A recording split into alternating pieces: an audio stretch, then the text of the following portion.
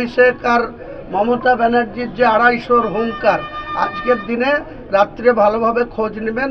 পিসি ভাইপো ট্যাবলেট খেয়ে ঘুমাতে হয় হুমায়ুন কবিরের এই যন্ত্রণায়। আর শুভেন্দু অধিকারীরও যে দখল করবই, সনাতনীদের সরকার হবেই।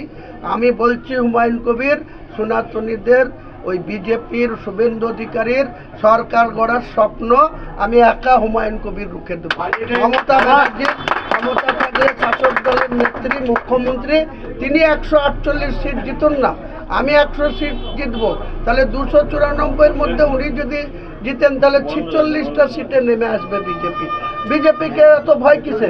বিজেপিকে গণতান্ত্রিক উপায়ে আমরা রুখে দেবো। প্রতিকুর রহমান দল ছাড়লো, যুবনেতা। ওনাদের পার্সোনাল ব্যাপার, উনি কেন দল ছেড়েছেন। আমি প্রতিকুরকে ভালো ছেলে বলেই জানি। সমীকরণ তৈরি হচ্ছে সেটা আমি বলতে পারছি না।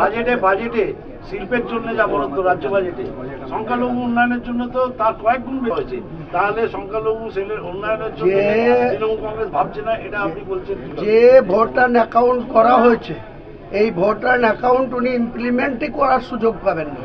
উনি 14.5 বছর রাজ্যের মুখ্যমন্ত্রী।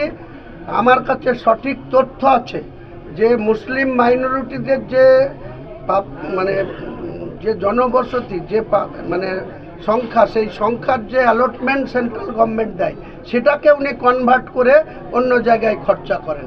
উনি বলতে পারেন যে উনি কেন মুসলমানদের ফান্ড অন্য জেনারেল ফান্ডে নিয়ে গিয়ে খরচ করেন? ওটা ওনার বলার ক্ষমতা আছে? উনি একদম মিথ্যাচারী মহিলা। পশ্চিমবাংলার ভোট নিয়ে পশ্চিমবাংলার মানুষের কর্মসংস্থান শেষ করে দিয়েছে। চাকরি বাকরি কিছু নেই, শুধু দানের খেলা মেলা আর ভাতার রাজনীতি করছে। এসব বন্ধ হয়ে যাবে আগামী দিনে। মানুষ কর্মসংস্থান চাই, উন্নয়ন। মিথ্যা কথা বলে পড়ান শেষ হয়ে যাবে, উন্নয়ন শেষ হবে না। হ্যাঁ, কি বড় ধরনের উন্নয়ন? ও তো এসব কথাবার্তা দেখেন না। কোরআনকে উনি রেড রোডে গিয়ে লা ইলাহা ইল্লাল্লাহ মুহাম্মাদুর রাসূলুল্লাহ পড়েন। আর সেই কোরআনকে যখন অসীম সরকার, বিজেপির একজন এমএলএ, যখন কোরআনকে অপমান করে, কোরআনের সম্বন্ধে বাজে কথা বলে, তার বিরুদ্ধে 100টা এফআইআর হলেও তার কেশাগ্রহ স্পর্শ করে না মমতা বন্দ্যোপাধ্যায়। তাহলে কার সঙ্গে কে বিজেপির বি টিম, আপনারা প্রমাণ।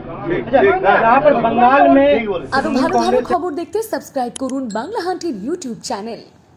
বাংলা হান্টের আরো খবর দেখতে নজর রাখুন। বাংলা খবর মানেই বাংলা হান্ট।